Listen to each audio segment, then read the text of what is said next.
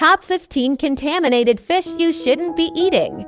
In the previous episode, we were talking about 4 types of fish, the common feature of which is due to mercury that fish has become more toxic than ever. 1. Shark. 2. Swordfish. 3. King mackerel.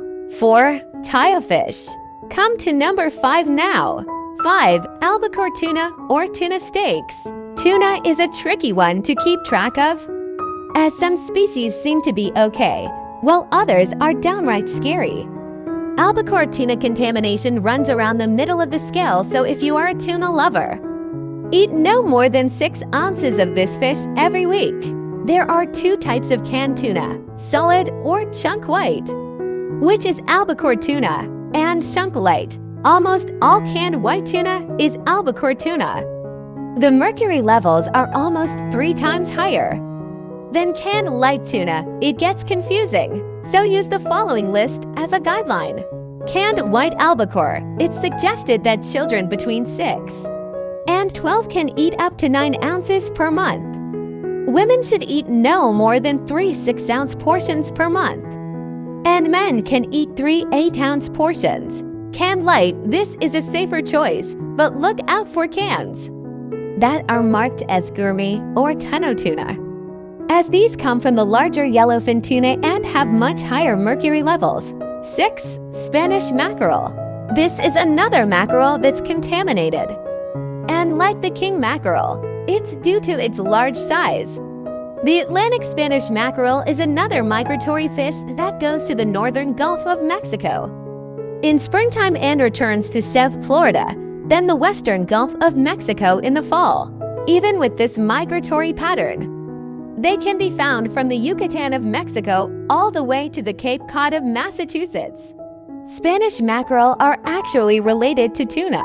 They can grow to 3 feet in length, and because they live more closely to the shores, they can easily become contaminated by mercury that is being released into the ocean via slow-moving coastal rivers. 7. Orange roughy. Orange roughy, which is part of the slimehead family, sounds tasty, right? Can take as long as 40 years to reach full maturity. Amazingly, these fish can live as long as 150 years. This means that besides being easily overfished, they have many years to accumulate mercury and other toxins in their flesh. Orange roughy lives in the deep waters of the Western Pacific Ocean, Eastern Atlantic Ocean, South Africa, New Zealand, Australia, and the Eastern Pacific off Chile. Although they are actually a deep brick red color, their flesh fades to a yellow-orange after death, hence their name, because of their very long lifespan. Oranges roughly can accumulate huge amounts of mercury within their flesh. Regular consumption of orange roughy can have seriously adverse effects on your health. On top of that, compared to other fish, orange roughy is not a good source of omega-3 fatty acids, so you would be wise to choose another type of fish. Make safer choices from the safer list at the end of this video. 8. Bluefish. This is another fish that is tricky.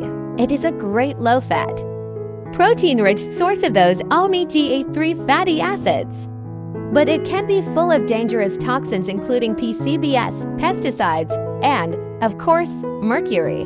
Bluefish can become contaminated from storm runoff, agricultural chemicals, and industrial discharges. But they can also be contaminated when they eat natural toxins of some varieties of bacteria and algae. Mercury is a natural element in nature that never, ever breaks down or decomposes. It's a pollutant that often comes from industrial factories. Mercury binds to the protein in fish, so it's found in every part that humans consume.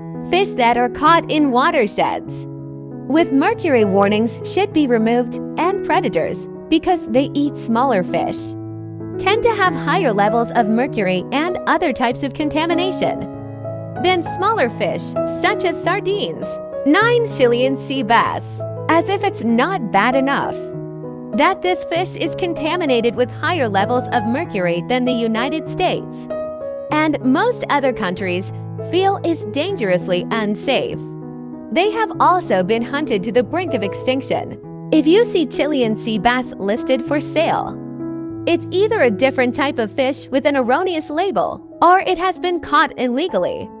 In fact, Greenpeace states that unless fishing practices change and people stop eating this fish, Chilean sea bass could become extinct within 5 years' time. By the way, there technically is no Chilean sea bass. This is a marketing makeover name because many people, especially Americans, find its true name a bit distasteful. Chilean sea bass is actually called Patagonian toothfish. That's all for today, to be continued. Stay tuned for the next episode to know more about top 15 contaminated fish you shouldn't be eating.